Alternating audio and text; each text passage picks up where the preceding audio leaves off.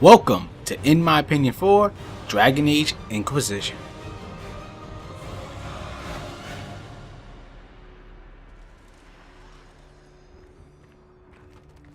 In Dragon Age Inquisition, you wake up confused, chained, and with some weird new glowy power in your head.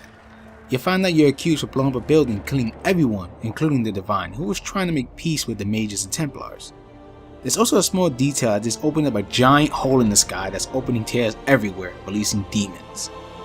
Yeah, all is not going too well. After clearing up some things, you become a part of the newly formed Inquisition to fix a lot of the problems plaguing Orlais and Pharrell.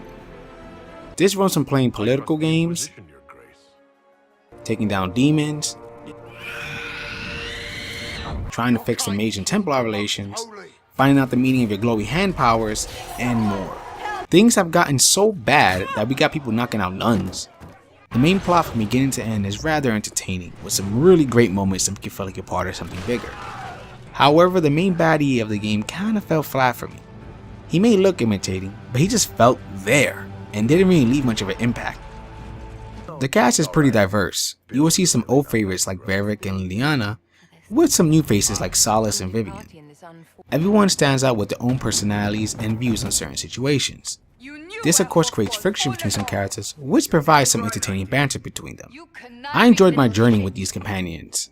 Well, most of them. And I'll show you a fine ones you'll come to like as well. If you're not interested in any of them and being part of your team, you can outright deny them. One of the first things you gotta do before anything is create your lead. The game offers 4 races to choose from, male or female, and 3 classes, which doesn't sound like much, but multiple skill trees keep it from being dull. After you're done with your choices, you're given a little backstory in text form for your character, then it's off to the looks. You can mold his or her face in any shape you want, put some facial hair, pick a voice, and so forth. It really lets you go all out, though it's kinda disappointing you can't mess with the body structure. The game will take notice on what race you picked and your backstory, as many characters will bring it up during conversations. The combat in Dragon Age can be approached 2 ways, the first being the third person's view. This view is more hands-on as you fully control the character's movements, feeling more like an action RPG. The other way is more tactical. You can switch to an overhead view, letting you pick out each character's attacks, letting it play out, forwarding and stopping time whenever you please to make sure all is going according to plan. The combat is fun either way, it's just about how I prefer to play. Nothing beats sneaking behind an enemy to then pounce right on them. It's also easy to switch between both styles on the fly, letting you handle all combat situations the way you want to. Personally, I was more of a fan of third person view. The only negative about the combat system is that I wish you were able to access more skills on the fly. You only have access to 8 skills you have equipped before getting into combat, and I think it would have been better if at least in the tactical view you were able to have a greater pool to choose from. Speaking of the tactical view, I found that the camera could be a tad bit annoying as you can't really zoom out as much as I would have liked, making movement a bit more of a hassle. You can also bring stuff like bombs, potions, and other concoctions to help out in the battlefield.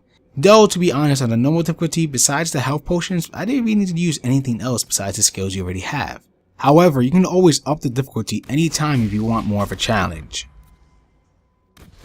Since I mentioned skills, might as well get into that. Each character has their own set of skill trees in which you can upgrade any way you want, allowing you to mix and match and fit your playstyle. Later on they get another skill tree added to the list, giving you even more options to experiment with. While each teammate is automized in which skill tree they get, your customized hero gets to choose what extra skill they get, depending on their class. What's also pretty cool is if you didn't like how you spent your points, you can always take them all back and spend it again. While the first will cost you 1 coin, you will have to cough up some more if you want to keep changing it, though it doesn't get too expensive. This allows you to mess around a bit without being stuck with something you don't like. I put all my skill points into archery, but after a while it got pretty boring. So I got all my points back and put it all into dual wielding, and had no regrets. Of course, being a Bioware game, one of the big features is choice. The feeling of molding your own world by your decisions is pretty empowering. Even the simplest dialogue choices can change a character's outlook on certain things. There may be even a chance bypassing a fight altogether. The choices you make also may have a positive or negative impact on your teammates and could even result in them leaving you. Though I will say, some of the choices didn't feel like it had that much of an impact within the story. As the Inquisitor, there will be times that you will be asked to judge people. Do you kill them? Lock them up and throw away the key? Or maybe something else? You alone hold their life in your hand. One of the great things about some of these choices is that they didn't all feel black and white. The game actually made me stop and think before I made my big decision. I recall the crime.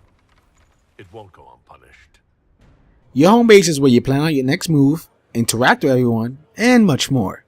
Here you can go to your board table in which you unlock new areas, gather materials, and choose how to handle certain missions by choosing one of your 3 advisors and reap the rewards. Also, when you level up your influence, you get access to Inquisition perks at the war table. These are things like a little more XP for reading, increase your item pouch, and so forth. Being that the base is pretty huge, you can fully customize it such as windows, thrones, beds, etc. This adds a little personal touch to your base. At your blacksmith area, you can customize and build weapons and armors from blueprints you have gathered on your travels or bought from the stores. It felt a bit complicated at first, but after you put some time into it, you can really dig in and fully customize. Then there's your alchemist table in which you can make a variety of potions and bombs. Just be sure you have the right ingredients. As mentioned, you can get to know your companions a bit more while at the base.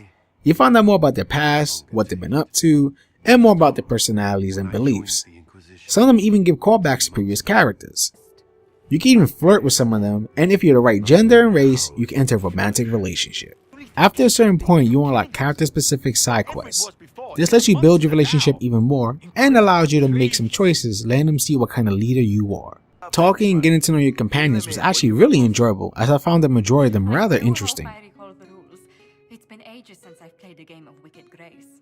Grab a seat. We're ready to start. Now on to the even meatier part of the game, exploration. While you do have your main story quests that you can tackle at any time, there are tons of side areas with their own stories that you can explore. When you open a new area, you get a little debriefing on the situation and then head out. There's hidden areas to find and explore. Some may be just little caves, but trust me, there are much bigger things out there. Heck, you may even have to solve a puzzle or two. You can harvest raw materials, find some letters that lead to goodies, run into some NPCs that will give you some missions, find magical shards, recruit new soldiers, close those nasty mini rifts that are spewing out all those demons, and more. No matter what your plan is, the game lets you take everything at your own pace. You also don't have to worry about travel, as you have your trusty horse, or in this case, a moose looking thing, to get around a little faster. There's also camps that you can set up around the map, allowing you to replenish health, change your party, change potions, and even do little requests. It also helps that you can quickly teleport between these camps if you don't feel like walking or riding. There's so much to do that you can easily waste hours upon hours searching every nook and cranny and completing missions. While you run into many enemies out in the field, there is one that is more deadly than the others. That is of course the massive dragons.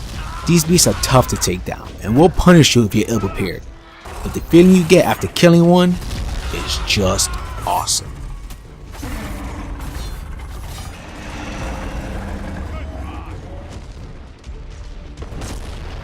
It didn't grow stale either, since each encounter felt different. A new addition to Dragon Age is multiplayer. You're basically taking on waves of enemies throughout the stage with 3 other people while finding some loot along the way. You start off by choosing from a small amount of classes, but more opens up when you find or craft certain items. You're still able to craft weapons and armor like single player, and you still have a varied amount of skills to choose from when you level up. There's also harder variations of the stages for more leveled up players. I found it okay for the most part, and playing with friends can be fun, but I don't really see myself coming back to it. I'm playing this game on the PS4, and it looks fantastic. No 2 areas felt alike, each environment is big and a sight to behold. It's really amazing how much an improvement is this from Dragon Age 2. The character models are pretty good, though there are times when I saw my Inquisitor's face looked a bit off, and for some reason Biowares can't make a convincing beard. There are also some other oddities, like characters constantly walking into a wall, and the game freezing for a quick second like some kind of end credit scene from a sitcom. You also run into some frame rate dips during cutscenes, and a weird glitch that doesn't allow you to collect your goodies brought by your forces. Though thankfully, I never ran into any real technical problems during combat, keeping the experience annoyance free. The voice acting is also top notch, with no one sounding odd or out of place. Everyone really seems to be giving their all. My agents in a city sent word ahead, of course.